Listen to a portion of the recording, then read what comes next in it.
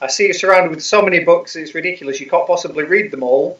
And that's absolutely true. I can't possibly have read them all just yet. But I'll get there in the end. Or we read parts of them. Exactly, we do. Yeah. We dip in.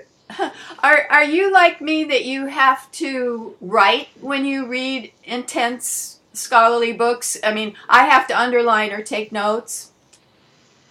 It's kind of a mixture. Frankly, these days I don't get many opportunities to read just for the sake of reading. It's often because I have something to write anyway. But I think it's probably a multi-stage process. I'm a great believer that I don't know what it is I'm trying to say until I actually try and say it or write it. That's a really important part of the creative process. So I spend a lot of time interacting with something rather than just thinking. I think that's probably true. Mm. Yeah, I've thought that with my books, that most people probably write about what they know about and was studied for years, but I tend to write about what I'm curious about and want to learn and know nothing. Like my latest series have been about global youth attitudes and activism,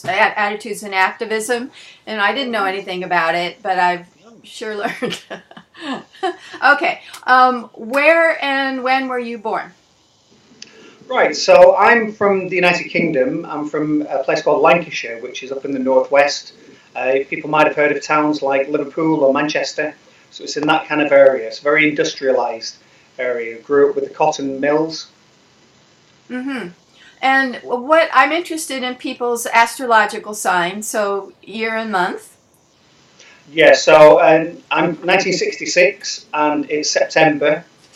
So I believe I'm a Virgo. Well, what date in September?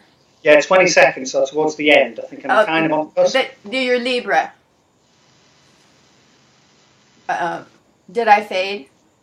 Just a little bit. Okay. The end of Virgo is Libra. So that's interesting for you to know that you're a Libra. Then birth order, because there's one writer had a theory that rebel scientists, he called them, were later born, but I'm not finding that. What about you? No. Well, I'm one of two children, two sons. Mm-hmm. So no, I was the firstborn.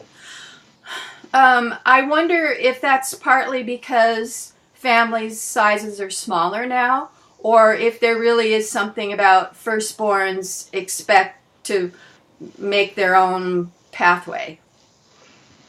There was very little to inherit in my family. There's no family business or anything, so I certainly had a free hand as to what I might do later on. Mm-hmm. And the other thing I'm asking people is their Kiersey Bates, Myers-Briggs. Do you know your score? Yeah, so I redid the measure. It's been maybe 20 years since I last did it. I think I'm still the same as I was before, which is INFJ. And so far, only 2 people out of over 40 have been S. So that's a very outstanding finding, and it's what you would expect, that people are intuitive rather than sensing. I mean, don't you think that's pretty extraordinarily only 2 people are sensing? I think so. I think there's something about the subject matter that means that you have to hold a lot of ambiguity as well. And I think being an intuitive type, I think, helps with that as well. That things are revealed more slowly and gradually rather than immediately in black and white terms. Mm-hmm. And then that would also tie into the perceiving part, the last category. Right. And there are more perceiving, but it's not as close. I mean, it's not as big a gap. It's pretty close. Because you also have to be fairly J to get through graduate school. Yeah. And let me ask you that because as a kind of an end note, in the U.S., you become a professor if you have a Ph.D., you do some research, your teaching evaluations are good, you don't sell heroin on campus. It's kind of a steady progress. But in the UK, being a professor rather than a lecturer is a big deal. And I know you're a professor, so what are the criteria to be a professor rather than a lecturer? Yeah, so I mean, professor is a senior leadership position. So ordinarily the expectation is that you can mentor other people, manage people strategically. So for example, I am the research lead for a research centre that has in the region of 80 staff aligned with it. and that's broadly, it's psychology and social sciences. So it's a very broad church indeed. But within that, we have specialist research groups, including one that focuses on exceptional experiences and consciousness studies, which is relatively unusual in the UK still. Mm-hmm. Um, so it's like you're what we would call a dean or a department chair. It is. It's at the higher end of the management structure. It absolutely builds on a track record of high-profile research, high impact, and ability to attract external grants and to manage those grants and other people. Obviously, with larger grants, you have a team of people that work with you, and to get those over the line to complete them successfully can be quite a tough ask. So those are typically the kind of things people have done. In the UK, there are two kinds of professorship. There are chairs, there are named chairs that might be sponsored in different ways. So Endowed. something like Stephen Hawking had a named chair. Ordinarily, within other universities, you also have chairs which are more management oriented. So they are about bringing on other staff, mentoring and developing staff, increasing research activity across the board, those kind of things. So you're at Northampton. My understanding is that Edinburgh, with Bob Mills, kind of is the grandfather, the ancestor of the research in the UK. How did that come about? And did you study there? Yes, I did, yes. We look back very fondly on that time. So the Koestler Parapsychology Unit still exists at Edinburgh. It had its heyday when it was first established. It was established in 1985-86 through bequest. In his will, Arthur Koestler left around about £1 million for the establishment of a chair at a British university. That was taken up by the University of Edinburgh that already had a history of doing research in the area. John Beloff had been there from the 50s or 60s. When the chair was created, it was advertised internationally, and Bob Morris, who was an American researcher, he was appointed to that post. Bob Morris had many talents, but one of them was definitely cultivating people and mentoring staff. And so he brought through, I think, in the order of 25 or 30 PhD students in the time that he was the Koestler professor. So it's certainly a model that I've taken on board. It's really important for me, and this might be a common theme in this conversation. It's really important, as well as being research active and producing outputs, it's really important also to develop the next generation of academics, to give them the appropriate kind of training and recognise qualifications that means that we can seed other university departments. So I've supervised 11 PhD students to completion. All but one of those is in an academic position in a university somewhere. So we've developed them in a way which means they're not outside of the system. And the advantages of that are manifold. One is that if they've got an academic position, then they've got that kind of longevity, can start to do this kind of research and plan for the longer term. But it also means that their colleagues get to know them as an individual and realise that they're not really that flaky, even though they've got an interest in parapsychology and they think that paranormal phenomena are worth exploring. They're actually very sound, reasonable academics otherwise, and that is essentially one of the ways in which we're going to persuade colleagues that this is a serious topic, worthy of consideration, by being in their company and then getting to know us. There's really nothing parallel, I think, in the States. So UK is way ahead of us in terms of training people to do this kind of research. At the same time, I don't think we have the same level of antipathy. So I think it would be very difficult for somebody in an established university department. There'd be lobbying, people questioning their credentials. Here, I think we're a little bit safer than that. You're not completely protected. People are very free to make whatever remarks they like about you based on your research interests and with no knowledge or expertise at all that they can draw on. And it's seen as fair comment.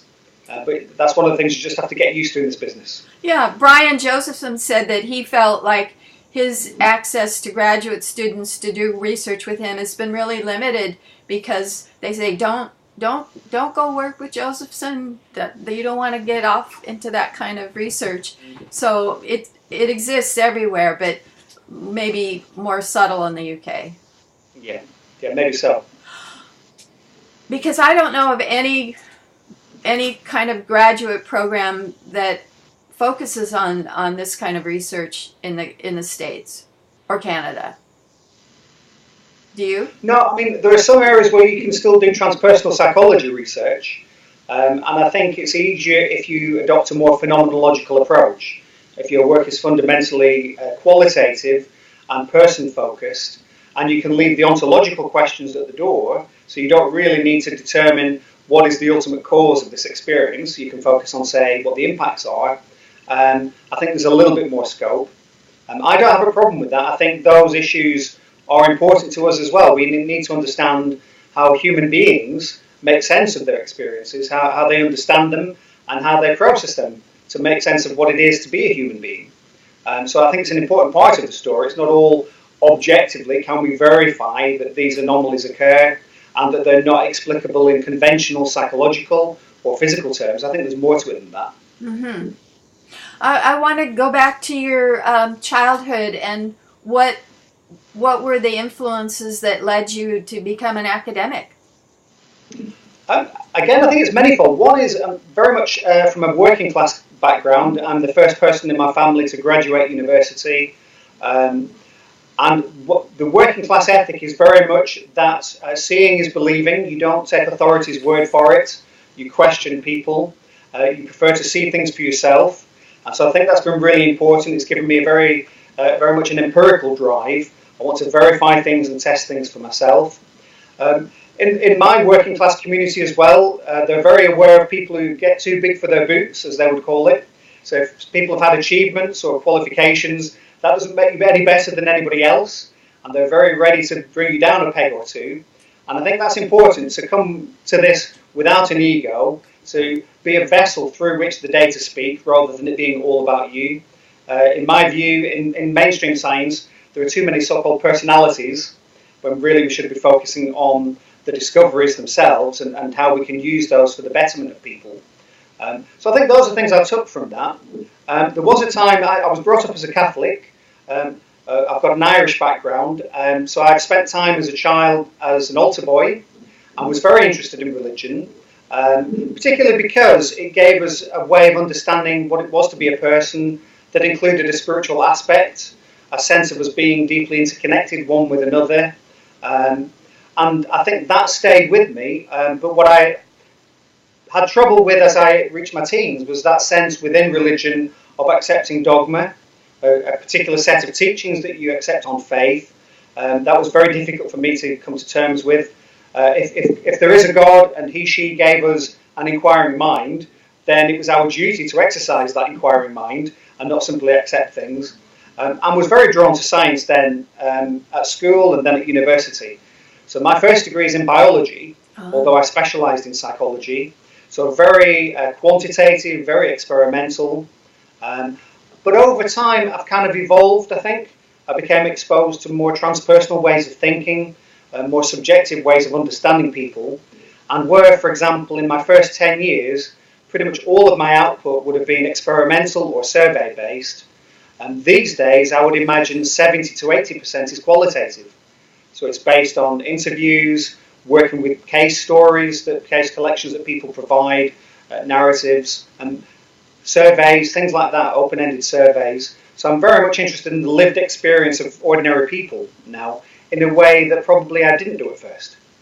Now, I like to think that I couldn't do now what I'm doing if I hadn't already done that, because I think that gave me established credentials as a methodologist, of being very careful and particular in the way that I worked, in having an understanding of ways in which we might be deceiving ourselves or mistaken, and being able then to apply that as we try and frame other people's experiences. Mm-hmm. So I think it's been a useful arc, but of course with some of my own graduate students, they don't have to go through all of the hurdles that I had to go over. You know, we can avoid some of that with them. Mm-hmm. So then creating this new, which is really very old, paradigm of non-materialist, consciousness-focused kind of way of understanding the world. Could you define consciousness for us? I don't think we have the remotest idea still of what we truly mean by consciousness. I think that's part of the issue. I am interested in neuroscience, but I don't expect neuroscience to provide all of the answers that would satisfy me about the quality, about the subjective experience of being. And I think we still don't have the conceptual tools to know exactly how to ask the right questions, how to interrogate nature to get answers to those questions. The stuff that Wilhelm Wundt was doing 150 years ago, to some extent, I don't think we're necessarily any further forward today. So I don't have a clear understanding of what consciousness is, but I think by working on the fringes, working with the anomalies, I think it starts to give us a sense of the shape of the edges of consciousness. So, for example, if people are making claims that their consciousness can exist separately from the body, that's of key interest to us, I think. If people claim that it can exist when the body is essentially clinically dead, those are crucial experiences for us to understand. If people claim consciousness can access information that isn't available by the normal senses, again, that's got to be a focus for us.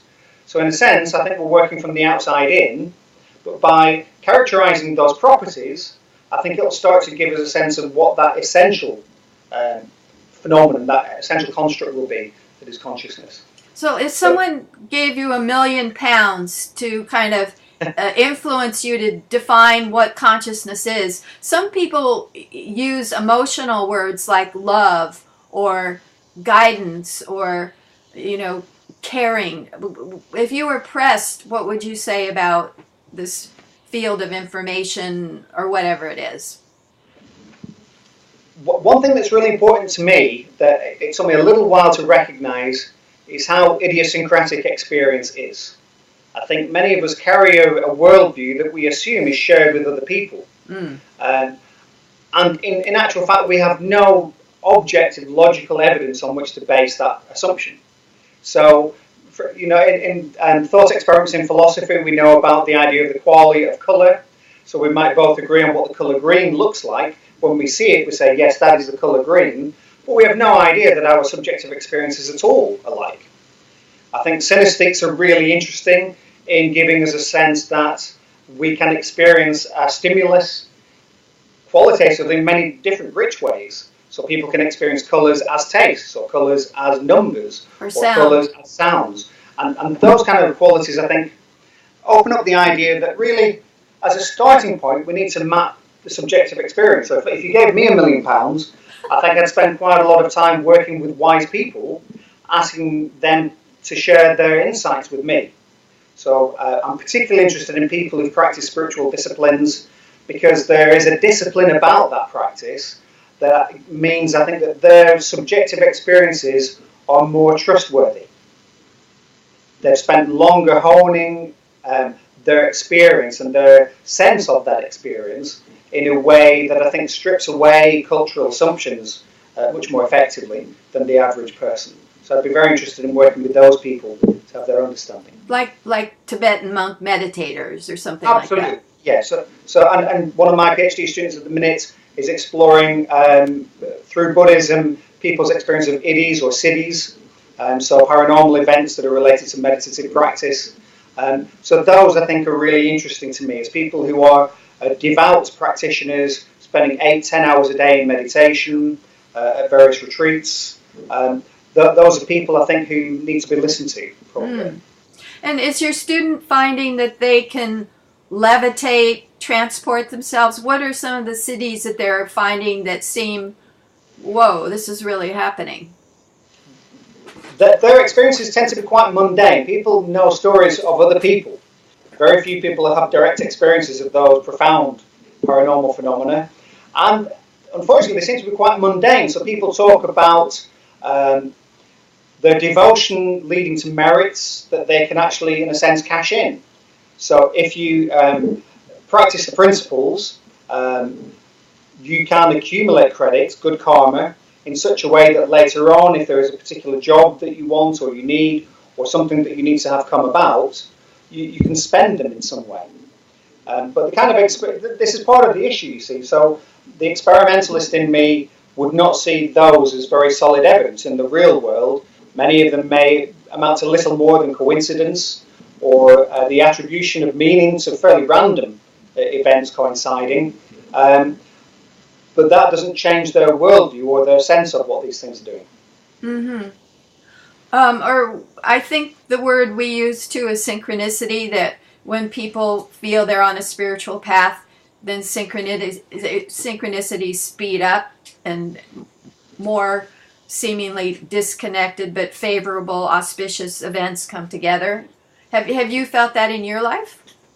Synchronicities? I can't say that I have, no. I think as a psychologist, I know about phenomena such as apophenia, and so people's tendency to attribute meaning to things. It's a very clever attribute that we have. It can be very successful in enabling us to survive by making inferences on limited information, but it can trip us up sometimes. I think in my own lived experience, of course, there are kind of smatterings of paranormal stuff that happened in the real world, but none that I would see as evidence per se. Because in the rich variety of things that have happened in my life, it is very possible that they simply reflect those kinds of coincidences and selective attention, selective memory, and so on.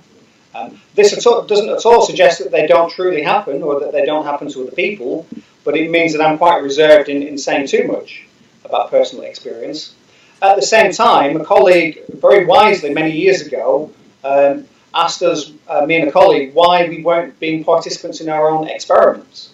About the first 10 or 15 years, we tended to recruit other people and test them because of the veneer of objectivity that that provides. From that point on, I've been a regular participant in various studies, and I'm generally quite successful. We have a Dream ESP experiment we finished just before Christmas, and I was very successful in it, so significantly above chance, under conditions where you can be sure that it isn't just coincidence, it isn't that there are cues available to me that I'm picking up on unconsciously or something, so I'm very open to the idea that we all have a psychic capacity. It may be applied only under certain circumstances, particularly related to need, which is why experiments are so difficult, because there's very little in an experiment that reflects a need of the participants. It's all the needs of the researcher. But I think we can work harder on that to make those a better fit. So I'm quite confident that, yeah, these things really do occur, and that I can produce them as much as an average person can. In the dream experiments, someone selects a video clip or a picture, and then you pick out of 4 which one relates to your dream? Absolutely. So that's exactly the technique that we use. Crucially, and the shift from the real-world experience of, say, a dream premonition and a laboratory test, is that the target material has to be randomly chosen in a way that is independent of the participant. So the participant can have no idea what the content could possibly be, has no clue as to why one target might have been selected over another. So it's got to be truly random, and that they and anybody who interacts with them is what we call blinded to the actual target. So nobody that they interact with knows which is which. In our experiments, we have a computer that does all the legwork. It randomly chooses from about 200 video clips that we have. It plays that clip through the night as we're at home sleeping and dreaming. And when we come in the morning, the computer's moved on to the judging phase, and it then presents us, as you say, with 4 clips to choose from. And if there's no correspondence between the dream and the target material, then we should only pick out the target about 25% of the time. We've conducted about 160 experiments of that sort, or trials of that sort, and our hit rate is just under 32%. Which is so kind of standard. Like a massive difference, but it's highly significant. Yeah, that's kind of seems that's standard. Could you give an example of a dream and how it reflected the target image that you had? Oh, they vary. So some of them can be very explicit. So on one occasion, I woke up with the kind of vestigial image, so the after image of a snake flicking its tongue, a very close-up picture of the snake's head, and the target was a sand snake being followed in the nature documentary. So it was pretty much literally the clip as I'd seen it. Reasonably commonly, it is more the emotional tone of the material that gets picked up by people. So it's more the sense that this is a very desperately sad clip, or it's a very exciting clip, or it's quite dynamic, there's a lot going on. People might pick up on those kind of features. or there might be something that works at a more symbolic level for them. So, if there is a character in the video clip that is in some way reminiscent of a family member, they might have had dreams all night. They're in a completely different setting, but with that family member. But as soon as they see that actor, they think, I've got to pick this one.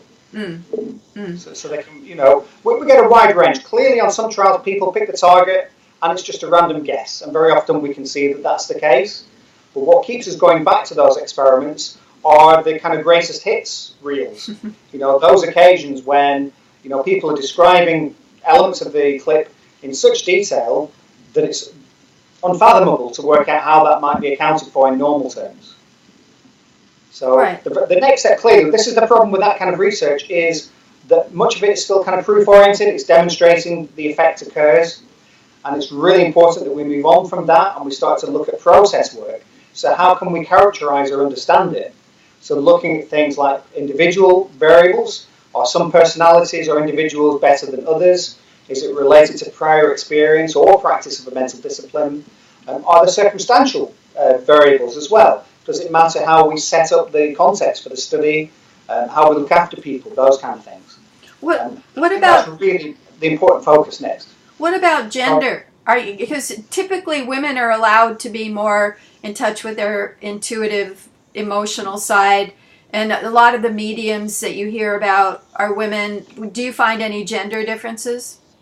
There are absolutely gender differences at every level, except once you get people through the door and conduct experiments with them. So we just recently finished an online survey for people who've had after-death communication experiences, so maybe apparitions or some sense of presence.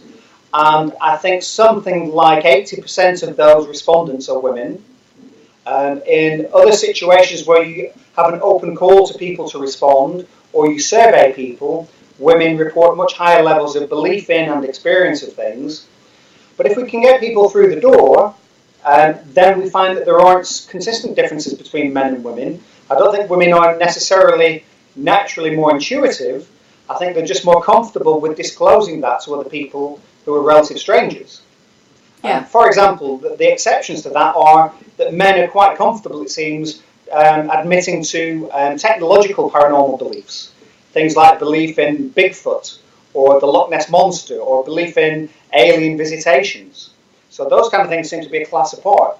But when you're talking about socially mediated phenomena, things like telepathy with another person, and the experience of somebody after death, they are very much more focused on women, perhaps because family and family bonds are associated with women more, and maybe valued more by women. It's really tempting to say quantum non-locality indicates there's an information field where entangled particles can communicate, but physicists don't like to go there. They say, no, we don't know what the information field is. We don't know what that is. I think so, true. I think it's very important, but the lesson that I live by is not to make pronouncements outside my area of expertise. Not all scientists share that view. There are many people who are qualified in other areas who seem quite content to speak about parapsychology. Yeah. So for me, I am concerned that drawing on accounts in terms of quantum mechanics, quantum theory, are trying to explain one relative unknown in terms of another, because both have spooky qualities that they necessarily overlap. I'm not convinced that the kind of entanglement that physicists are talking about bears any relation to what we mean with human beings who are entangled. The fact that we're conversing now means that psychologically we are now entangled forever, I think. I agree. But it's not the same thing at all as having two subatomic particles, that are split at some point in time. So I think I have real difficulties with it. But it also leads on to a second difficulty I have, which is the primacy of physics. So there is an expectation that a satisfying or fundamental explanation will be in physical terms. And I'm a great believer that there are many levels of explanation that may or may not communicate with each other. There are different levels of explanation, and they're differentially satisfying depending on what we're interested in. So if I give you an example, it would be impossible for a physicist to give any sensible account of the status of marriage, the practice of marriage. That would make no sense in physics or chemistry terms. Biologically, we might be able to make an argument in terms of conservation of genetic material for the next Or, generation. hormones in the brain that are triggered by falling in love. Yes, exactly. So there'd be elements there that they could make sense of. But the act of standing in front of people and saying, I now pronounce you man and wife, and that having some real semantic status, only makes sense in psychological or sociological terms. And so for me, I'm very aware that as a psychologist, the kind of explanation that I will find satisfying will be a psychological explanation or a sociological one. So in terms of paranormal phenomena, absolutely there is a substrate. Absolutely, if telepathy occurs, there is a way in which it is expressed. But for me, the important questions are about why did this telepathic experience occur to this person at this time? What does that tell us about their nature as a human being and the nature of their relationship with maybe this other human being? For another example, if somebody looks at an art print and aesthetically they're very impressed by that piece of art, it doesn't make sense to try and explain that in electromagnetic terms. Now, obviously, we know that vision is mediated by electromagnetism. That's how vision works. We know about transduction, so that an electromagnetic energy can be converted into biochemical energy. Mm-hmm. None of that is relevant. It's all needed in order for us to perceive the painting and to be attracted to it and to be drawn to it, for us to pause and to consider what it means to us. But none of it will be a good answer to somebody who says, why is it that I'm drawn to this picture? Picasso's a good example. This picture from this stage of Picasso's career and these other pictures by Picasso leave me cold. Electromagnetism is going to tell us nothing at all, I think, about that. Right. Right. We could look at their childhood experiences or some experience they had that left an emotional residue that was triggered by the painting or something like that. Absolutely. And it's for that reason I understand the importance for other people of working at a physical level and maybe at a biological level with psi phenomena. But for me, I'm relatively uninterested in their questions. I'm more interested in questions that relate to the psychology and the psychodynamics of the phenomena. It seems like a fair amount of British parapsychologists are working with the concept of, I can't pronounce it right, schizotypy. Yep, schizotypy is very interesting, I think, yeah. And what are you finding about that? Are there indeed correlations, and how do you find schizotypy?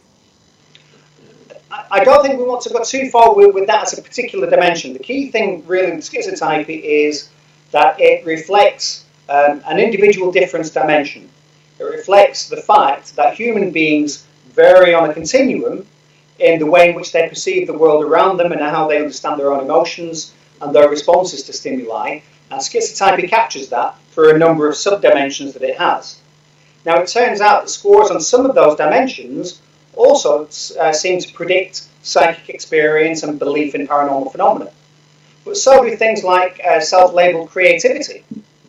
So does extroversion. Extroversion is a predictor of performance in the laboratory in parapsychology experiments. Oh, I didn't know that. So this is wonderful. So we have a relationship, and the next step is how do we understand the nature of that relationship?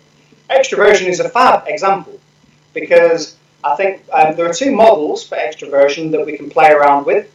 One is that extroversion reflects what you might call central nervous system noise, and so that people who vary from introvert to extrovert vary in their tolerance of external stimulation. Extroverts crave external stimulation, introverts deflect stimulation. They can be overstimulated very quickly, such that if you've got that internal noise, as an introvert does, then maybe it makes it much more difficult for them to perceive a very subtle signal against that background of sensory noise. So we might expect an introvert not to do so well in a psychic task because of the fact that they've got so much other central nervous system noise in their system for a very subtle cue. Whereas extroverts have got a very quiet system, and so those signals are much more noticeable. A better model, I think, is a social dynamic one, which is extroverts crave novelty. So if you invite an extrovert to come into the lab and do an experiment on parapsychology, they're in their element. They thrive in that situation. All the new things in that surroundings allow them to behave very naturalistically, very quickly. An introvert comes into that situation, and they're extremely guarded. This is uncomfortable for them, literally, and it takes them a lot of time to become acclimatized. I very much expect that if we tested the same person repeatedly, there's a guy, a participant called Milan Rizal would be a good example. If you test people repeatedly with the same method, introverts will start to do better than extroverts, because as they become more comfortable with the situation, they can start to relax and let go and become more naturalistic. Extroverts will start to get bored and they won't be able to focus anymore on what's going on, and so they'll do worse. So that's kind of that's how it then becomes interesting. So what you discover as a pattern or relationship suddenly feeds into a possible explanation of what's going on under the surface, how you might account for or explain that.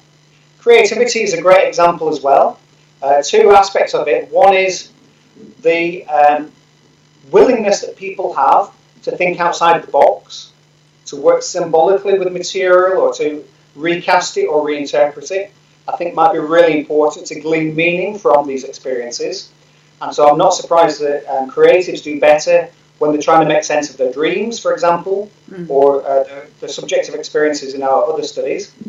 But equally, I think creatives maybe access unconscious processes more effectively than do less creative people.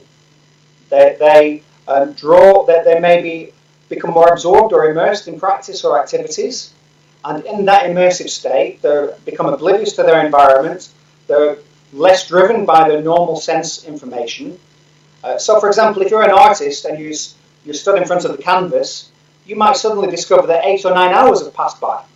You've not eaten, you've not been to the bathroom in all that time, because you've been so immersed in that experience, in that creating that artistic product. Well, for somebody who's not creative, we're too drawn to those distractions. We can feel the bladder, we can feel the stomach that's empty. We start to get itchy to do something different.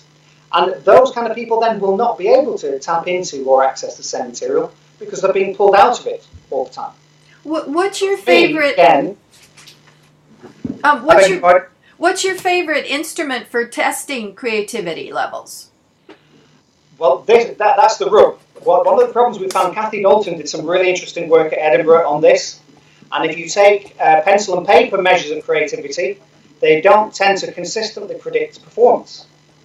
What you need instead to do is to ask people, would they label themselves as particularly creative? Do they value creative acts? Are they an important part of who they are and what they do in their everyday life? And so if you ask it in that more generic way, that tends to work better. And that's because, of course, we all know artists who are technicians, really. They've got lots of technical skill, but they're not necessarily expressively creative. A modern dancer could be much better than somebody who's a painter, because it depends on where the inspiration for their expressive act comes from, I think. That's more important than the form it takes itself. Is there an instrument that you like that does that? I'm thinking it would be interesting to ask our visionary scientists to take a creativity instrument. Off the top of my head, I can't think of a particular one I would recommend, but a student of mine, Nicola Holt, explored creativity in some depth. And so we could certainly ask Nicola for a bit of guidance or advice on what she would think is a suitable measure. She's certainly created her own measure that we've used in 1 or 2 studies. Oh, good. But this is how time flies. It must be 20 years since Nicola was working with us at Northampton now, so she's got on to greater things since then. That would be interesting to use her instrument and see if we could get the 40 scientists to take it. Yeah, absolutely. We need to have something to compare it with to see if they're any different than the norm. That would be the rub, and I think we'd need to find out the extent to which she's been able to capture norms for it. But I can find out for you. Or if not, we could just do on a scale of 1 to 10, how creative are you? But that we don't have any norms to compare those findings with. No. Okay, that'll be interesting. So I'm not clear. Have you in fact found quantitative differences in scores on the schizoapathy test in terms of psi abilities? Yeah. So we've not visited that again recently, but when Christine Simmons-Moore was here working with us, we certainly found a pattern of relationship there. So with schizotypy, there are positive traits and negative traits. So positive traits with schizotypy are where people have additional features to their experience. So they may see things differently from other people, for example. The negative traits are where they are lacking something. So, for example, an emotional response to things that we might ordinarily expect. And it's in the positive traits that we see a predictor for performance in the laboratory. So that is the area to explore.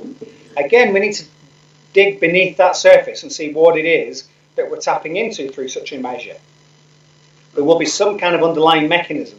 It'll tell us something about the nature of the relationship between the things that we become consciously aware of and the ultimate sources of that material. Isn't there some suggestion that their nervous system is more finely tuned, or they're more in tune with their nervous system? Well, certainly the primary act of the brain is to inhibit activity. So it is certainly the case that the brain is a fantastic filtering organism, a filtering organ.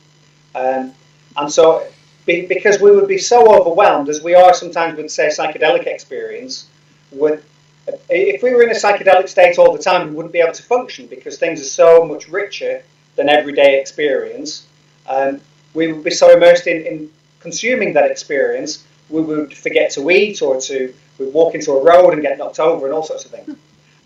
So it's clearly that functionally there is an important reason why information is filtered and prioritised in a particular way that draws attention to sources of information which are likely to be of most informational value at any particular time.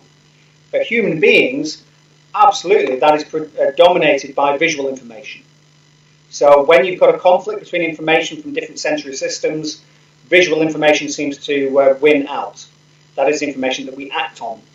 We assume it's true when they're in conflict. But because of that, then, it means we are focused on the immediate. So the things in our immediate environment, things that are temporally happening right here and right now, because that's how vision works. So in prioritizing one thing, you deprioritize or suppress other things. And so it's very possible then that through that, subtle sources of information about things that are happening in the future or that are happening at a more distant location are filtered out. They're in the system at this unconscious level, in the melting pot, but they're not selected through that selection process.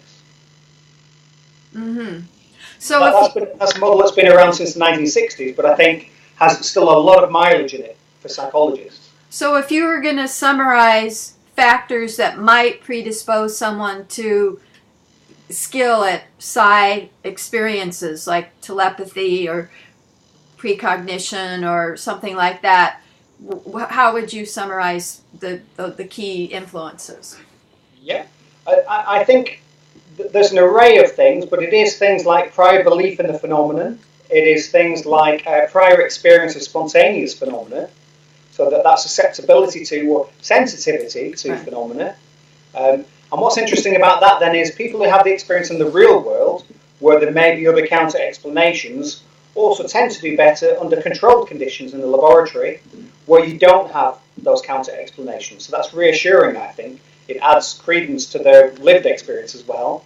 But we also have things like FP on the Myers-Briggs. People were very interested in feeling perceiving types. We have extroversion as one of those measures, creativity as an important variable.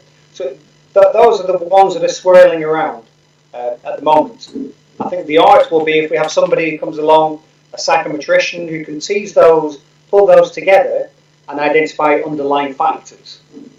Probably the best work so far has been by Michael Thalborn, an Australian parapsychologist, who coined the dimension transliminality as a way to pull on some of those various different measures, the aspects that they have in common, and he related that to this ability to leak information from the unconscious to the conscious in a way which is less draconian, so which is more freeform. It's one of those situations, if you get people to perform a task on a computer and they have a particular directive to do one thing, they become oblivious to other things in their environment. They don't notice other things, even though information about those things is available. In cognitive psychology, we have examples of that. which they call what's it called? Mind blindness. I can't remember the term now. Where you can have the most ridiculous things appearing in a video that people do not notice. Oh, the gorilla. You know, the gorilla in the baseball game. I mean, exactly. basketball. I was loath to mention it because the problem is if you say that to somebody before they've seen the clip, they can never see the clip. Because they now know what to expect. But exactly, that is a classic case. I didn't see it, and they showed it at a conference, and I didn't see the gorilla. Absolutely, absolutely. And there's no reason you should, but it shows you how deterministic that process is. You know, seeing isn't believing, believing is seeing. You tend to see what you expect to see or what you've been directed to see. You know, and that active suppression of other information has consequences. So what did the Australian, the transluminality researcher, what did he find allows for more access to that unconscious information? Well, again, moving away from the theoretical aspect, what Michael and his colleagues found was that this was a predictor of performance in psi tasks that he was working with. We have the problem in psychology generally that this isn't like the natural sciences, in that if there is a relationship between A and B, it doesn't necessarily follow that every single study of A with B will show that relationship. Yeah. There are so many variables Right. in the situations that we have that what we instead expect is a statistical relationship. On average, across a collection of studies, a greater proportion of those studies will find a relationship than we would expect by chance. But in that kind of noisy environment, I'm quite encouraged that transliminality is telling us something useful. Yeah, but what does he say makes some people have more access to that information? I mean, does he know? I don't think so. No, I mean, what we have is a multi-stage process. So we have a process by which the measure is derived from an understanding of a number of other measures, things like creativity and so on, or an absorption, predict performance. What do you find that they have in common statistically? You pull that out to create your new measure, and then you discover that your new measure also predicts performance. So it's managed to retain whatever that essential feature was. And then after that, it's more speculation because the levels of description are not kind of neurologically founded. So I don't think there's any work that shows that transliminality can be demonstrated through fMRI or EEG studies or something like this. So it's a little bit more conceptual than that. Very interesting. I wanted to, before we talk more about psi research, ask you about when have been the most difficult challenges in your life and how you cope, because I think it's useful to people to know how really smart people coped.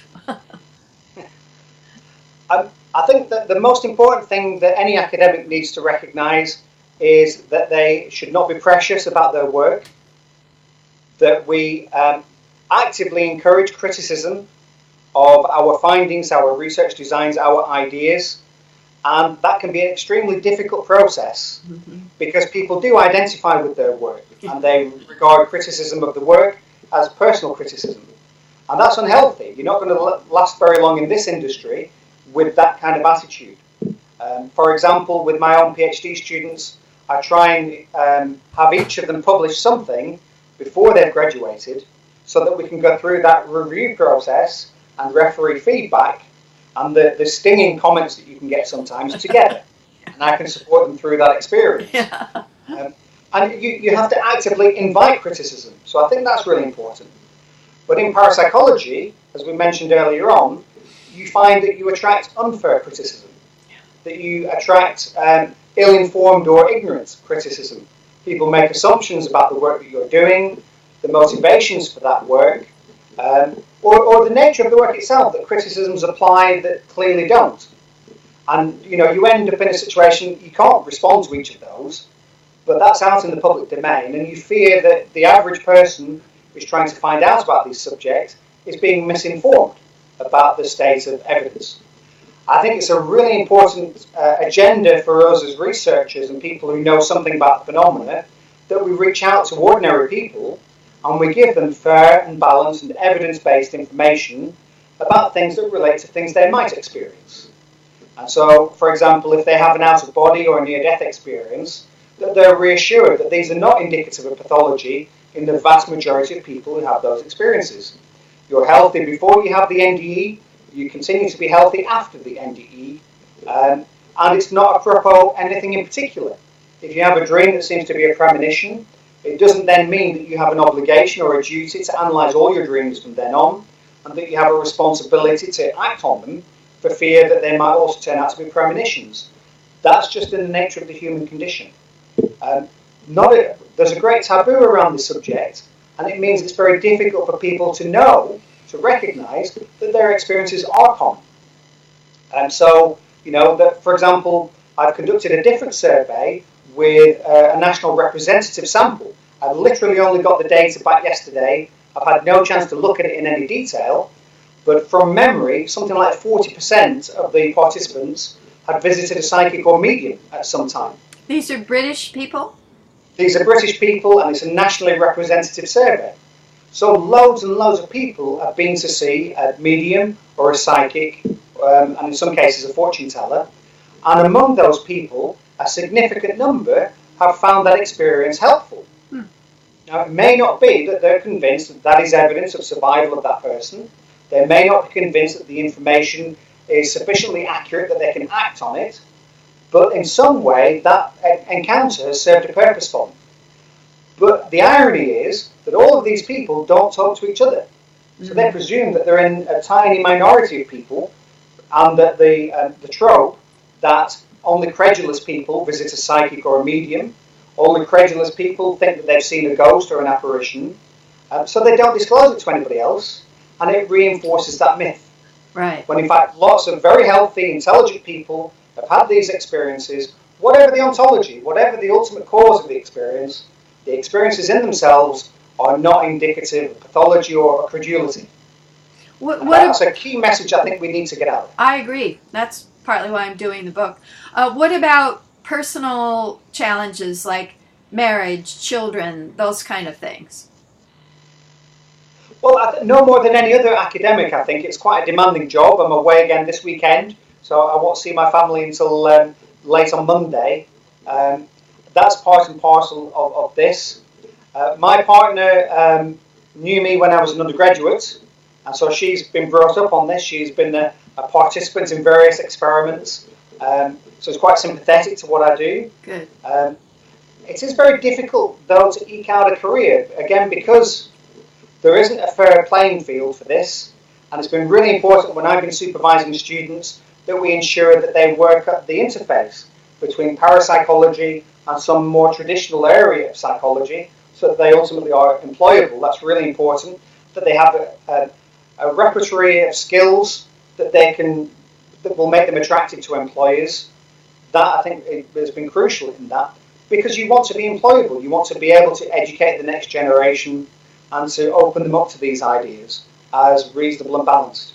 We have a third year module, and for many years the students, I think, felt that their task was to work out what the views or opinions of the lecturers were and to reflect those back in their essays at the end of the course.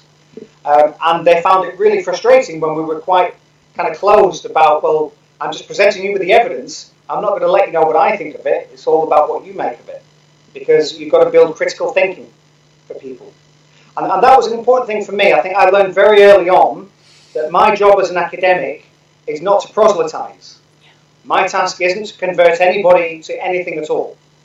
I'm quite selfish, I think, in some ways, in that I'm going where curiosity takes me. I'm hoping to learn something that's useful for me in myself.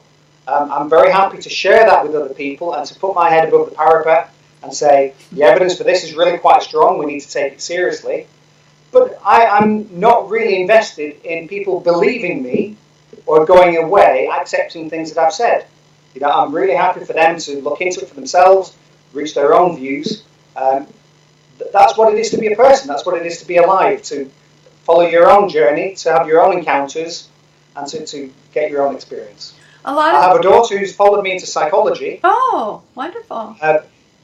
Despite my best efforts, she was very skilled at history and mathematics especially, but somehow found her way into doing a psychology degree that she's finishing up this year. But she won't be a parapsychologist. She'll be somewhere more mainstream. So I think we've created an environment where she's content, she's proud of what I do, but she certainly doesn't feel like she has to follow in my footsteps or anything. Mm-hmm. And how many children do you have? I have a daughter and a son. Uh-huh. So he's just finishing up his pre-university qualifications at the minute. He's much more interested in politics and philosophy. So again, he won't be following in my footsteps either. A lot of the people that I've interviewed meditate or walk in nature to stay centered in the face of all the pressures. Has that been useful for you? I feel quite guilty about spiritual practice. It is something that I believe is really important, and I've never, and I know this, it makes no sense at all to say you don't have time for it.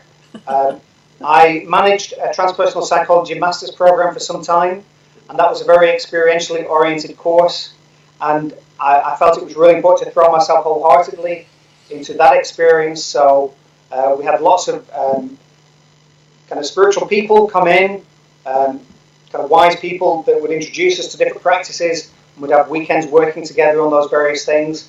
But there hasn't been anything that stayed with me through this time. I consider myself a spiritual person.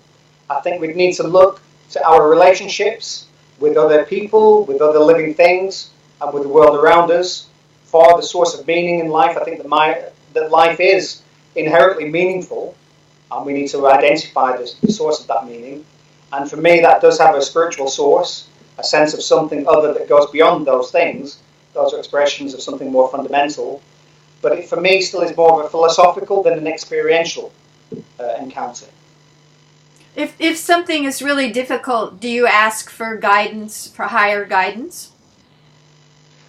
My background as a Catholic very much focuses on the notion of a personal God. That hasn't worked for me in practice through my life. I'm a great believer that God helps those who help themselves. So I don't look outside of myself for those resources in order to achieve what I want to achieve. But I do accept that there is a deeper interconnectedness between people. I believe that there is an unfolding of things, that things may take place because of some greater purpose of which we have no knowledge or understanding. And there's almost a Taoist aspect to this, this sense of letting go to, surrendering to a process without at all becoming passive about it. So you still hope to achieve things in your life, you're still responsible and active, but you're not striving in quite the same way, I don't think. And you recognise that it's more of a holistic process that involves lots of other people. It can't just be a personal thing. Mm-hmm. So I guess that kind of captures my general attitude. What about exercise, walking in nature kind of a thing? Is a big thing for us, absolutely, yeah. So I mentioned before that I'm from Lancashire, and probably the largest nature reserve in the United Kingdom is called the Lake District, and that's very close to home. So I spent a lot of time there in childhood. My mother was brought up on a farm in Ireland, and as a youth I spent a lot of time in nature, just being, and that still is important to me. I think that's a legacy. Yeah, good. What kind of courses do you teach that are psi focused at Northampton? What kind of courses do you teach? I teach relatively little now because part of the professor role is much more around conducting research and facilitating others in doing their research. Some of that means I get to sit on lots of committees, which isn't the best part of the job. But the teaching that I have done and I continue to do relates to, we had, as I said, an MSc, so a postgraduate course in transpersonal psychology. That was very popular for some years and was very important to me.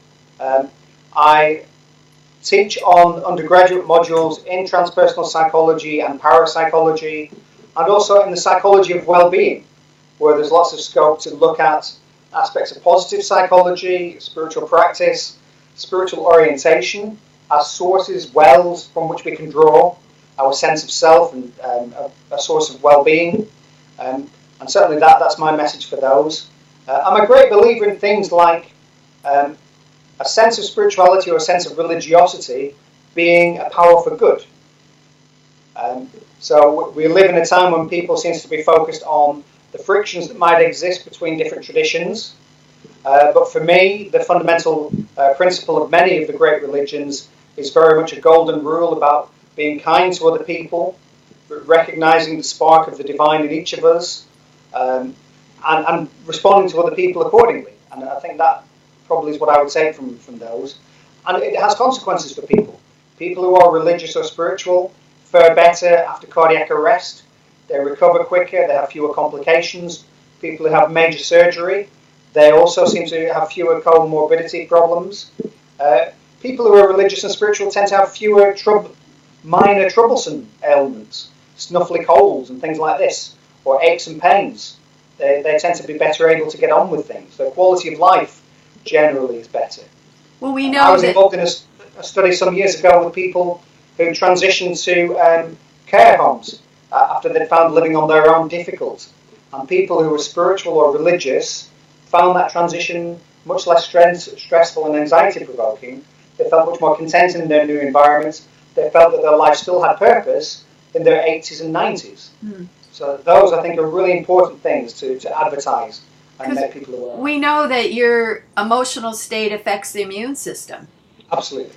So that's there's no debate about that. Absolutely.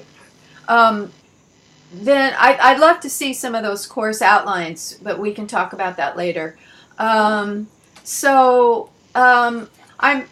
interested in knowing which institutions are doing this kind of work.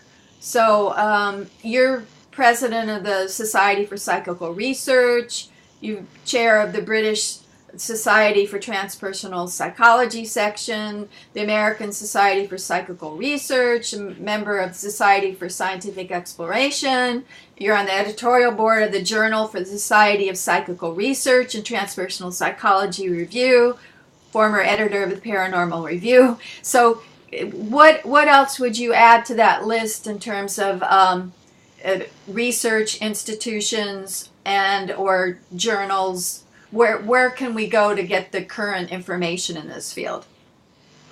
I think as you mature in a discipline, you move from primarily doing empirical work and working on those margins to a more dissemination-oriented position. So much of what I do now is to translate academic material into a form that's more consumable by the average person, an intelligent layperson, who doesn't have the time to read those original reports and make sense of them. So I spend quite a bit of my time now writing book chapters for various edited volumes, writing more popular pieces for magazines and things like that. I think that's a really important part of how I can best serve the community. I think the other things that Bob Morris used to do at Edinburgh are important, so to accept invitations to speak to scientific societies or various other communities, just to get the message out about what's going on and what people are finding. People are surprised, for example, that the idea of poltergeist phenomena seems like an archaic historical thing or something that appears only on Hollywood lots. But it doesn't, The SPR is interested in a number of cases at the moment that are happening to real people around the country in the UK. People who don't know anything about what poltergeist phenomena are, what the cause might be, and they're genuinely frightened by these experiences. So, there's an important piece of work to be done there in helping people in those situations. Some of the work that we did was to outreach to health workers, particularly mental health workers.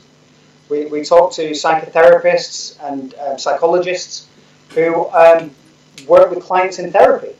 And we discovered there that if people disclose paranormal experiences in those settings, there's a taboo around that. Yeah. Which is incredibly ironic in such a safe space. Yeah. A space in which you can disclose all sorts of other desires or experiences or intentions, that all of those are fair game for us to share and to work with. People found it very difficult to disclose paranormal experiences because of the reactions of the therapists. Yeah. So we're very keen to work with therapists to educate them, again, about the very limited danger of endorsing delusional beliefs. If somebody says, I'm going through bereavement, And as part of this bereavement, I've encountered my spouse. She came to me when I was sleeping. She lay down next to me, and I felt her stroke my hair. Oh. You know, that is quite a common experience that people report, and I think we need to value it and cherish it. I think, well, what is the meaning of this experience for you? How can we explore that experience in a way that gives you comfort, that enables you to maintain that bond, but move on with your life? Those kind of things that are not being done at the moment. Right. So which do you think are the cutting edge organizations and journals in this field? It depends what you mean by cutting edge, really. I think in terms of where do people publish their work, I think there is an initiative to move outside of the technical journals. So ones like the Journal of Scientific Exploration, the Journal of Parapsychology, and the SPR's own journal, and to move to more mainstream journals. That means that you reach out to a wider community. It's important to speak to people other than the already converted. So I try and vary the places that I publish. So we've recently had some commentary pieces in nursing journals, so that nurses are more familiar with the kind of stuff that they might encounter on the wards, things that they might be interested in terms of non-contact healing.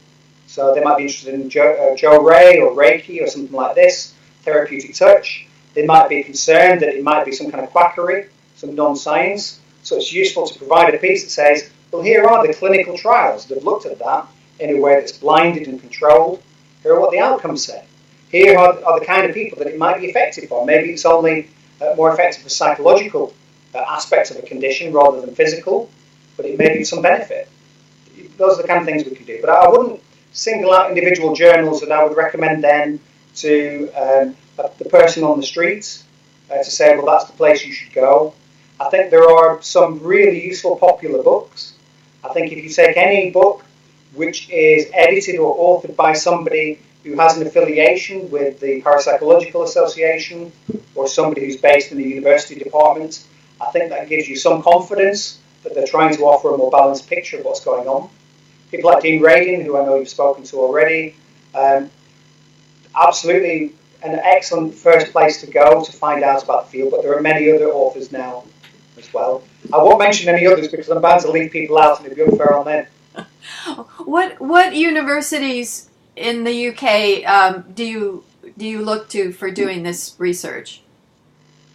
It's as you mentioned before, it tends to be universities that have been populated by graduates of the Edinburgh School. So there's places like the University of Coventry and Derby and Greenwich, Goldsmiths, but there really are only a handful of places, perhaps 2 handfuls, maybe 8 or 10 places in the UK where you could do a course like this. I think that's a real shame. A number of years ago I wrote a chapter for an A-level psychology textbook, and they were looking at anomalistic psychology.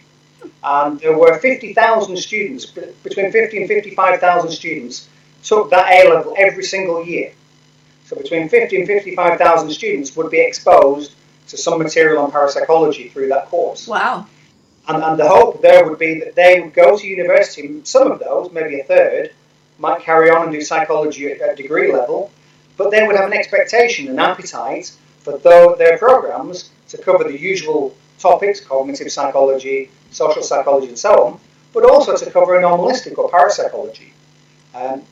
That's kind of not transpired in the way that we hoped, but I think there are students out there now who expect more, and so the climate is pretty good. Quite a few places do offer these kind of courses, and some of the reasons they're able to offer courses in parapsychology are firstly because they give students a good grounding in methodology. Absolutely, there are lots of ways in which we might be fooling ourselves when we consume our own experience. The scientific method is fantastic. It's absolutely still the best method we have to give us confidence that our conclusions are sound. But secondly, it encourages critical thinking. That when we consider people's claims, we're very critical of them. When we reflect on our own biases and prejudices, what we would like to be true, we're actually harsher on those claims than those that we're actually naturally skeptical to. Because it's very easy to accept at face value things that are consistent with our worldview.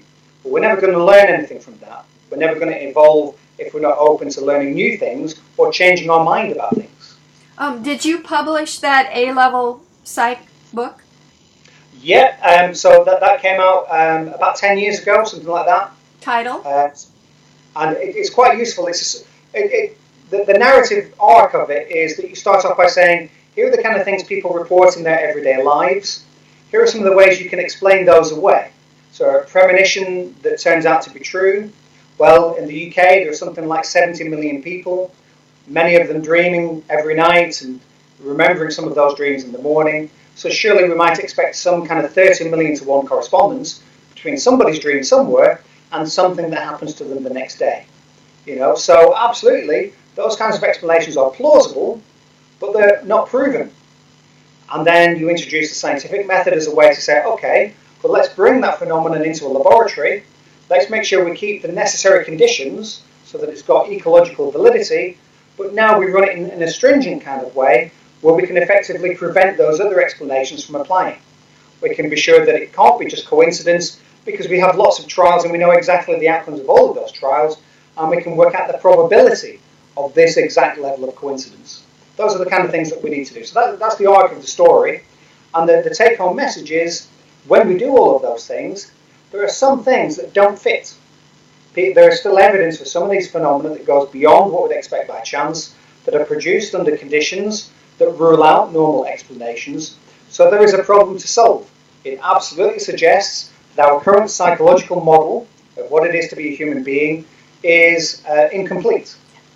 And work needs to be done conceptually to accommodate these other phenomena as well, to take them into account. Whatever that model might be. It may be an essentially non-material model, or it may be that we discover new phenomena that underpin these experiences.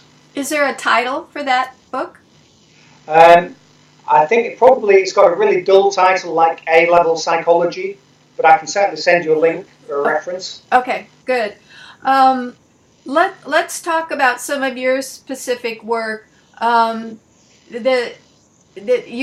talked a little bit about what the psychology of psi experiences, but we didn't talk about temporal lobes. And you've mentioned somewhere in your research that that's a factor. Yeah, so there is an interest in temporal lobe lability. I wouldn't say that was one of my strengths, but it is something that we have looked at alongside other things, not least because what we have tended to do is use pencil and paper measures, asking people about their historical experiences that seems to link to temporal lobe lability. So people who in EEG studies show evidence of temporal lobe lability report these kinds of experiences. So it's quite an indirect link. I think probably what might be more interesting for you is if I mention 3 strands of research that have run through the stuff that I've done thus far. And these would be work on mediumship, work on altered states of consciousness, and then work on the lived experience in the real world. So if I look at the first of those, with mediumship, I started out with my PhD interested in mediumship and the experiences people have and the claims that are made by mediums. My PhD was very skeptically oriented in terms of there being a standard normal explanation. So the standard explanation is that when people claim to be mediumistic and they produce impressive readings, it's because they're using something called cold reading. And cold reading is a set of psychological techniques that allow you to pick up information in various ways, feed it back to the person as if it's come from a paranormal source. So there are changes in their facial expression or their body language, but... Exactly. But one of the sources is cueing, non-verbal cueing from the person. And so you can use that to give you information, like 20 questions, the yeses and nos, as to whether information is accurate or on track. That capitalizes on the fact that people tend to forget the narrative journey and only remember the end point. So if I end up telling you about an exotic holiday that you are planning, you don't recognize that that's actually been pieced together from a number of elements. You only remember the take-home message. And it's a very plausible theory. It's very interesting. But I explored that experimentally, the number of elements or strands that exist that make up cold reading, and tested those in studies. And I did find, indeed, that people tended to selectively remember information.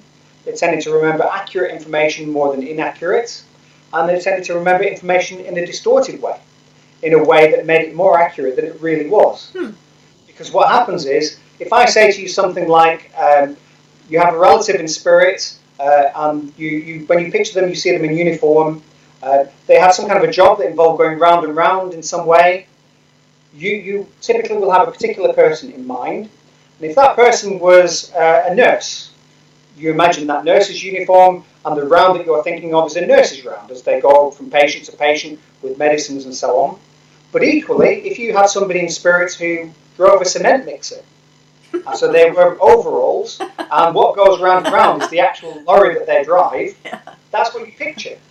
And when you share that experience later on with other people, you don't use the words that I gave you, you give something which is evoked by that image. You remember the image, and you mentioned, he said something about somebody in overalls who worked with a machine that went round and round. That was a matter. How could they possibly? And that is true, so there's evidence for that. I left the mediumship work for some time, but we've gone back to the medium community in the UK over about the last 15 years. We've built up relationships with the Spiritualist National Union, which is the kind of the governing body for the spiritualist movement in the UK. They have about 230 churches in the UK, and they have regular services on Wednesdays and Sundays each week. Every service involves a platform demonstration. So there are mediums on platform who are giving messages of comfort to people in the congregation. That's a fantastic source of information about paranormal experiences. Oh, yeah. So we've spent a lot of time cultivating that relationship. It was really important for them to have kind of good faith from us, for them to know that we were sincere and trustworthy, because they've also had their fingers burned in terms of researchers coming in, fly-by-nights, do one or two quick studies, and then debunk them in ways which are really unfair. Right. And what helped with that was our agenda for many years has been very much process-oriented, not proof-oriented. We can never definitively prove that this message that's coming through is from Auntie Nellie in spirit, no matter how accurate the information and how unlikely it seems that you gathered that information in advance. There's still always an element of doubt. But we can do lots of other work instead with them. So we, for example, can see whether their subjective states have corollaries. So when they claim to go into a light trance, or they're going to a deeper trance for healing, do they correspond to changes in EEG data? And what we find is they do. That when mediums are entering different states of consciousness, there are corollaries to this that you can objectively verify. That this isn't just wishful thinking or imagination. That's been really important. And we've done a lot of work with mediums just exploring their experience. So, how did they come to terms with being a medium? So the fact that they see things that other people don't see, hear things that other people don't hear. That's a really challenging experience. It can drive people crazy. If you presented that to a mental health specialist, you're in danger of being sectioned in this country if you're not careful. And yet these present as very happy and healthy people. Developed mediums, people who are giving regular services. So we've spent a lot of time exploring that with them. So how did you come to terms with this experience? How do you manage the experience? Because you want to be able to be open to spirit when you're on platform and you're trying to give messages to people. You don't want to be open to spirit when you're having a bath or when you're shopping at a local supermarket. So what is the process for that? Because there are other communities in the UK. We have a Hearing Voices network. People who hear voices, sometimes they're abusive or oppressive voices, and it's a source of distress for them because they can't manage those voices that they hear. Are there psychological techniques or devices that mediums use that would be helpful to that community? We would call them schizophrenic, right? Well, there are a variety of people. This is a phenomenon that may occur on its own. It can be associated with serious psychosis, but it can occur to many other people as well.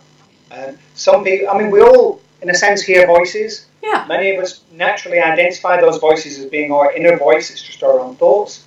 But other people don't have that same relationship. There's actually quite a wide variety, quite a wide range of experience that people have. Again, who knew that? We all presume that our experience is common, and in fact it may not be at all. People may vary quite a lot in that. So the mediumship work is really important to us, and we've established a laboratory at their headquarters. They have this wonderful estate home called Stansted Hall, where they have residential weeks with mediums coming in from all around the world. They have an Italian week and a Swedish week, where literally 150 mediums would come and visit and stay for a week. Wow. And we are in a position where we can work with those mediums, get them into the laboratory and do some work with them to better understand what it is that they do. So that's an important strand going forward. Are you working at all with Windbridge, the institute in Arizona? Yeah, to an extent. Because of the physical distance, we've not actively worked together on a project.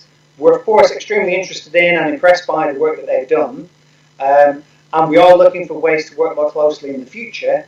But we haven't, to date, collaborated on anything. And do you know about Gary Schwartz's soul phone work?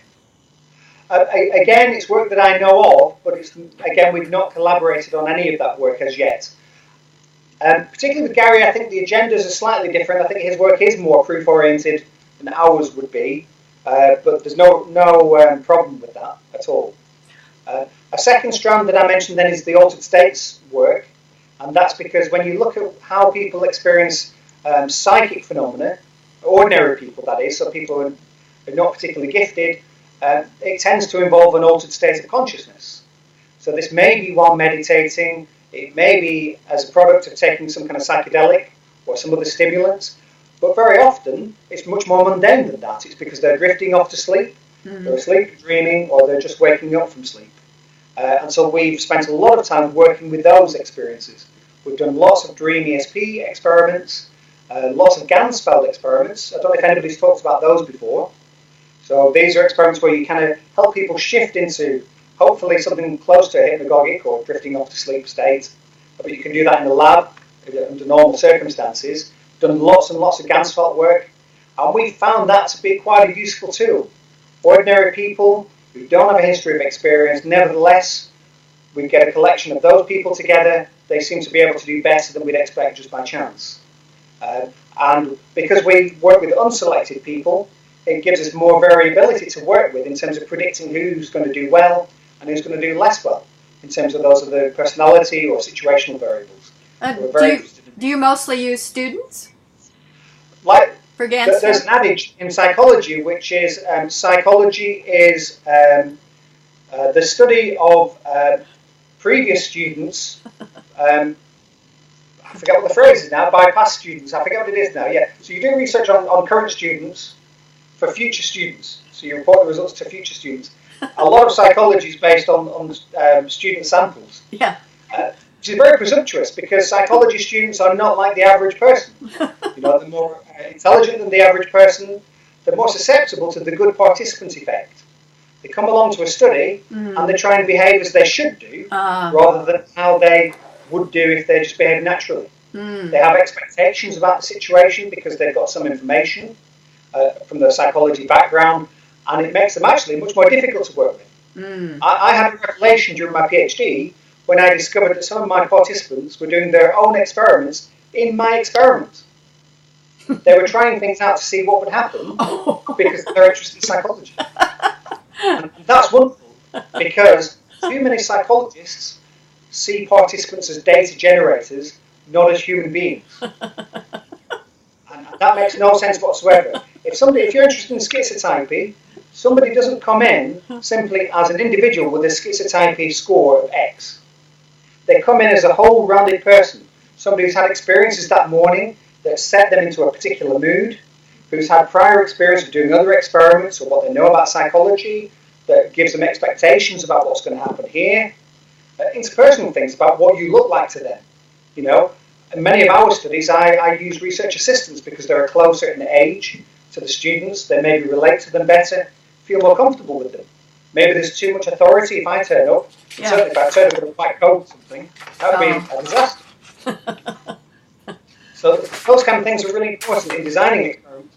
So bear in mind what you're trying to do is replicate a normal lived situation. So make it as little like an experiment as possible. And people maybe don't spend as much time on that. Our experiments are a good example where we've often advertised those nationally, and people might spend an hour or two driving to come to the lab to take part in the study. And we have an obligation to people, obviously, in that situation. So we might spend an hour or so having a cup of tea and just chatting with them, finding out about their life history, why they've volunteered for the study, getting to know them a little bit. And that's wonderful. You build up a rapport and a bond, and then you say, well, shall we move over now and start the experiment? Suddenly the atmosphere changes, and you're almost back to square one again. Now they're performing.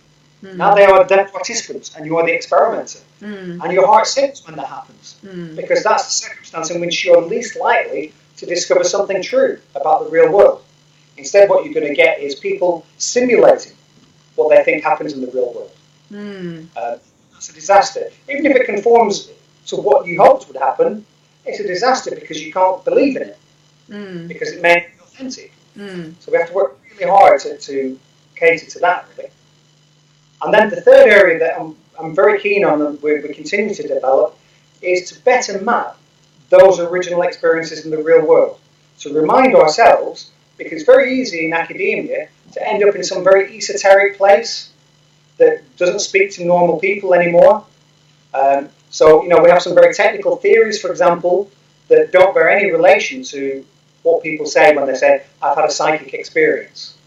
And so it's very sobering, I think, to keep going back to those original experiences. So at the moment, for example, I mentioned some of the surveys we've been doing, but also I'm working with case collections. So circumstances in which people have written accounts of experiences they've had that have been profound or meaningful to them, and trying to see what we can glean from those. When we look at different people's accounts of different experiences, people who've never met or don't even know of each other's existence, do we find any common threads in there? Something that might be useful to give us a handle on what's really going on. And I think that's really important. Have you found common threads? It's too early to say, frankly. It takes an awful long time to work through that kind of material. What can we say? Well, I'm working in part with what's called the Alistair Hardy collection. So Alistair Hardy was an Oxford biologist. He was a marine biologist. He was knighted and was a very eminent person, very honoured. But he was very interested in religious experience. And when he retired, he set up a research unit to explore religious and spiritual experiences. He coined the phrase something other, something greater than oneself, that one might have encountered. And he invited people to write to him with their experiences. Some of those experiences are very religious experiences. So you might have had a Marian vision, you might have experienced the Virgin Mary, or had a sense of presence that you identified as Christ or the Buddha or some other entity. But many of the experiences are psychic experiences. There are times when people had an encounter with somebody who died, or a time when they felt compelled to return home and discovered that their baby was choking and that the babysitter didn't realise. The kind of experiences that give them a sense that there is something other, that we're not just biological machines. We do have that connection with one another, and we have an awareness of that at times if we open ourselves up to it. And that at the very least, and probably the main thing I've taken from that is these are very often heart-wrenching stories. Some of these relate back to World War II, experiences people had then, and people's lives were tough. It's not untypical for people to lose 3 or 4 children in various ways to illness or through the war, and to find some kind of resilience to carry on in your own life after those things. Through your faith in a particular God, it's incredible, I think. But it's the way that people make sense of their lives and the way that individual experiences have such an impact on them. They might have had an experience that happened 30 or 40 years ago, and they still reflect on it regularly now. It still is a torch that guides their life in the things that they do.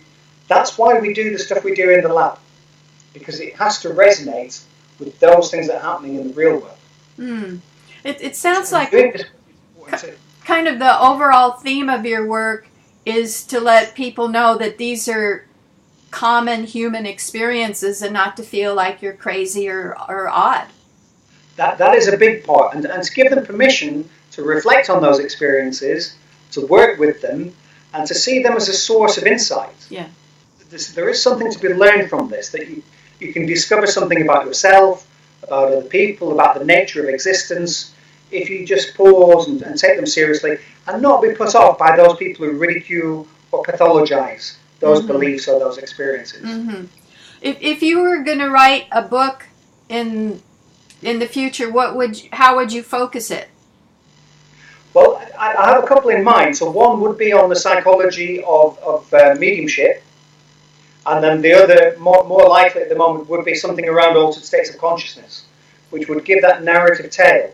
It would start with spontaneous cases and survey material and explore the role that altered states seem to play in those experiences, because they seem to be the situations in which our attention is diverted to inner sources, to quiet places that don't normally get that attention because we're so dominated by vision, by the immediate and the here and now.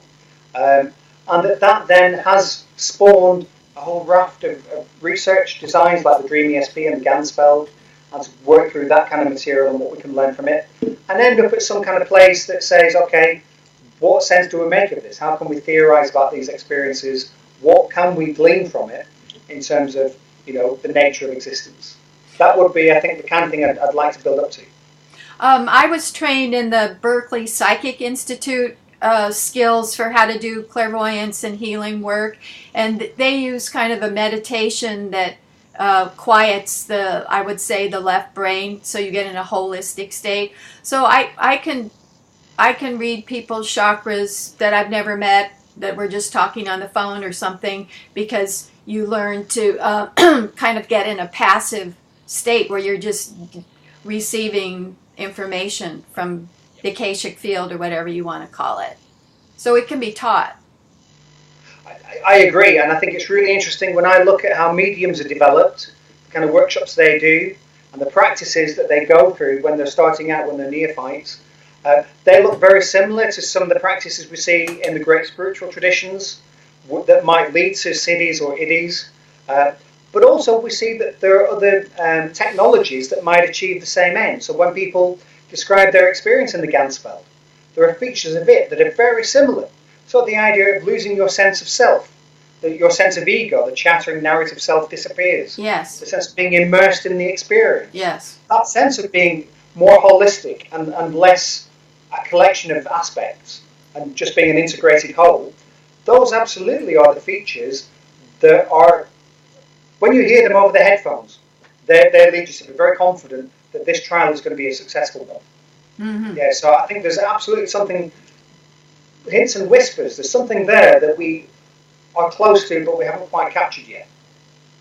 Mm-hmm. Just a few more questions. How do you feel? Do you feel optimistic or pessimistic in the face of the world situation? Growing inequality, increasing number of autocrats, climate disasters. How's your personal reaction to that? I think all of these things are worrying. I remember somebody telling me about a letter that bemoaned the state of today's youth, that how they've got no respect for authority, that everything is going to be disastrous. Ancient Greece, right? In Roman times. Yeah, right. So I think everyone always has a natural bent to be more pessimistic about how things are now than they've ever been before. I think we have a greater capacity now than ever to ensure that nobody is starving, that nobody is impoverished. Everybody has access to the basic things that we need in order to be healthy and happy. That doesn't include material things. You don't need a widescreen TV to be happy, but you do need food and you need security and a roof over your head. And we're in a better place now than we've ever been across the world as a whole to achieve that. So fundamentally, I think I'm optimistic, but I'm not at all complacent. We're still in the throes of Brexit here. Things are in a disastrously precarious state. So I'm very aware of the possibility that disasters can occur, but we've never been better tooled to respond to those disasters. Technologically and in terms of the things we know, scientific advances, of course, have had negative consequences, and I don't gloss over those, but they give us the greatest capacity possible that we've ever had to address those things and deal with them, to change the world around us for the better. So what do you do for fun in the face of all this work that you do? There's not that much time for fun, but I think I am very family-oriented, so we tend to spend a lot of time together as a family and do the things we talked about before. So we tend to try and get weekends away, the four of us, where we do things like lots of walks, in the fresh air, play games, things like that. We enjoy movies. Movies are a big thing for us. We have a regular deal, a pact, where nobody works on a Friday evening. So when you come home on a Friday, you can't work until Saturday morning. And we usually have a takeaway and a movie night together, or we go out and do something together. So that's pretty sacrosanct. That's brilliant. And we're quite keen on spectator sports. So this week is the Cheltenham Festival. We're very keen on horse racing. And so we quite regularly go to watch horse racing in various places. And the kids come along and they enjoy that as well. We tend to make a weekend of it. So those tend to be the kind of things we do. But there isn't, as you say, that much time for it. There's so much else going on. What have we not talked about that you think should be included in your chapter? I don't know. I tried to have a think about that. I think we've really covered quite thoroughly the important, an obligation we have as researchers to speak to ordinary people. In the UK, I'm very fond of saying, because I work at a university and the university pays my salary either through grants or by other sources of funding, I'm paid for by the public purse, so I'm a public servant. So I really feel an obligation to make sure that what I do has some relevance to the people who are paying those taxes. So we don't do blue sky research, we do very applied research in its various forms. That I think is really important to me. I think as a community in parapsychology, we're still not very good at reaching out and letting ordinary people know about this stuff.